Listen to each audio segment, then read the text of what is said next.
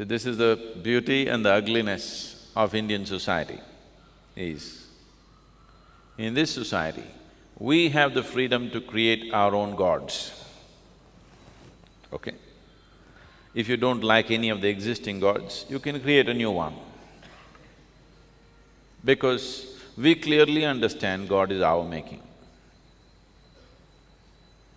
So we created 33 million gods and goddesses.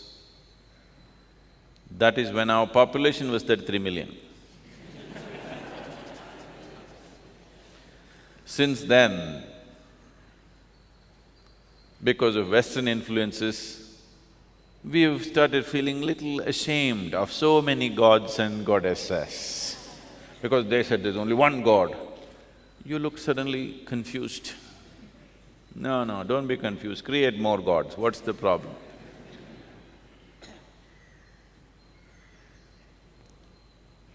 What's the problem? Because somebody said, an elephant god.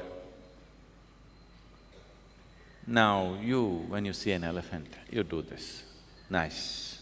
Somebody told you, cow is a god, you do this, nice. If somebody told you, ant is a god, you would have walked little more gently and carefully. Would it make you a better human being or no?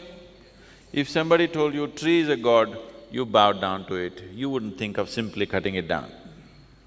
If somebody told you the person in front of you is God, that's why you did this when you see people, because it doesn't matter this person's body, her mind, her nonsense, it doesn't matter. There is a dimension within her which you bow down to, which makes you behave in a certain way. Otherwise you would look at her in a different way, isn't it?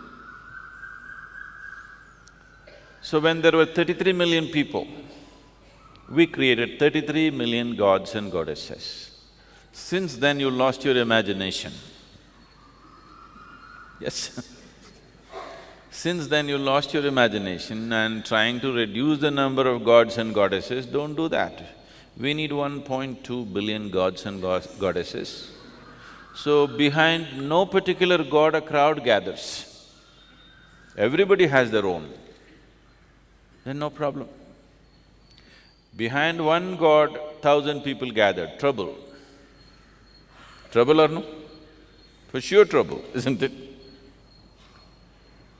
If all of us had our own gods, no fighting. Because we understood that anyway God is our making, let's make it the way we can relate to, you know.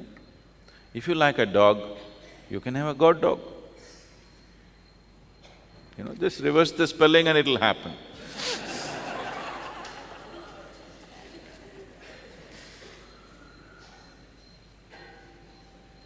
You don't know whether God loves you or not, but your dog loves you for sure. Any doubt? God loves you or not, many times you had doubt. Somebody comes up to me one day and says, God loves us. He looked at him, the way you're made, only God can love you.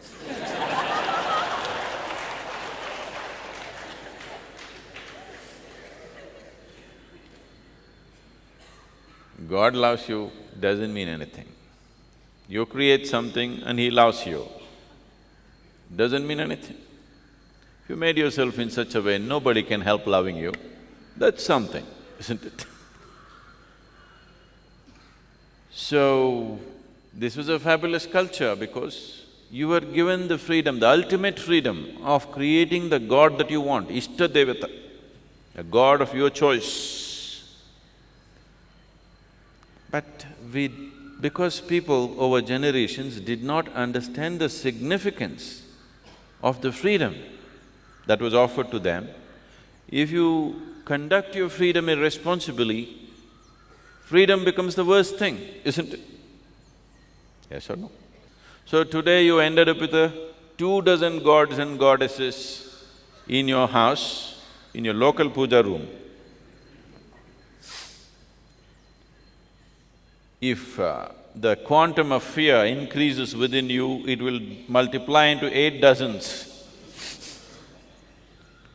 It's becoming ridiculous. What was fabulous, you turn into ridiculous nonsense. Because not understanding the significance of what it is and not knowing the accompanying science, the technology of God-making, simply emotionally making up things, it lost its significance and vibrance. We have to put it back because this is ultimate freedom, that you can create God. What more? Everywhere people believes God created them. Here we have always known we made the God the way we wanted, the way we can relate to the ultimate, like that we made it up. And we just didn't make it up. We made it into a device which will work for us in different dimensions of our life.